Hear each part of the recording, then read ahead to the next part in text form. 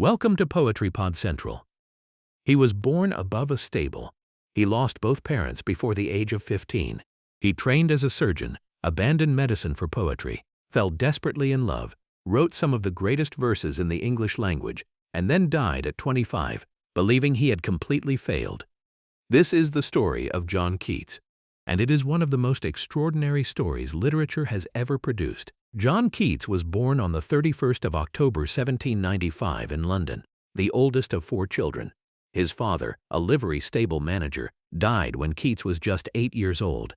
His mother remarried almost immediately, and then she too died of tuberculosis, leaving the children to be raised by their widowed grandmother. Loss became the defining feature of Keats's life before he had even begun to live it. In 1811, Keats was apprenticed to a surgeon. He later went to London, where he worked as a junior house surgeon at Guy's and St. Thomas's hospitals. But medicine was never his true calling. Born to a stable keeper, Keats struggled to support himself all his life, yet something inside him burned far brighter than any career could contain. Poetry was not just what he wanted to do, it was who he was. His first major poem, On First Looking into Chapman's Homer, was written in October 1816, after staying up all night with his friend Charles Cowden Clarke, reading George Chapman's translations of the Iliad and the Odyssey. Keats famously wrote the poem in just a few hours. It announced to the literary world that something remarkable had arrived. Then came love. In the autumn of 1818, Keats met 18-year-old Fanny Brawne through mutual friends at Hampstead Heath. Before the end of June 1819, they were informally engaged. But Keats's financial difficulties and poor prospects made marriage impossible. He wrote to her words that still break hearts 2 centuries later.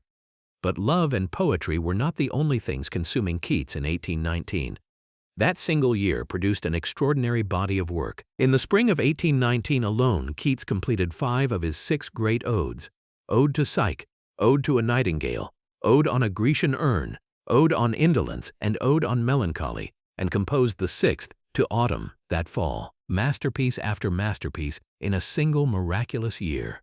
And what made these poems so extraordinary? At the heart of all of Keats's poetry was one magnificent obsession: beauty.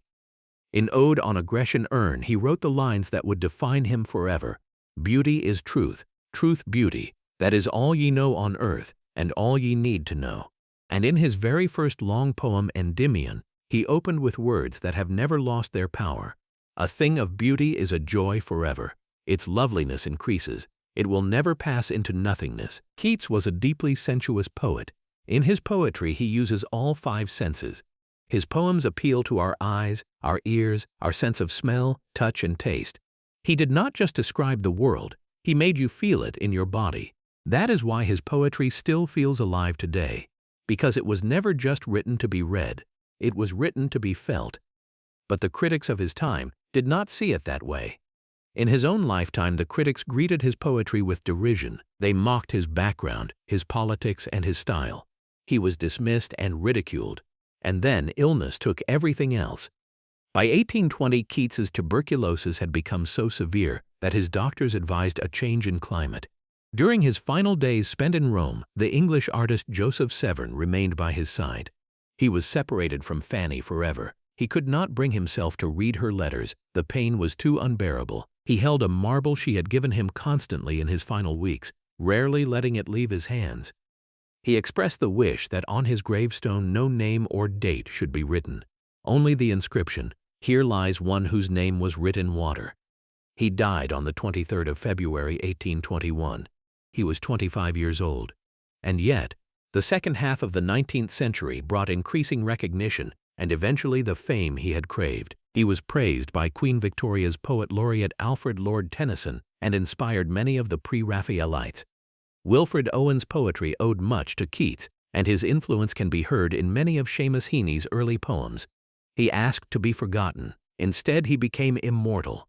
A boy who grew up above a stable, a surgeon who chose poetry over security, a man who loved so deeply it broke him, a poet who died believing his name was written in water, and a voice that has never, not for a single day in 200 years, gone silent. If this story moved you, please hit the like button and subscribe to Poetry Pod Central. This is the first episode of our brand new series, Poets Who Changed the World. where we bring you the untold stories behind the greatest poets in literary history. New episode every week. Hit the bell icon so you never miss one. We will see you in the next one.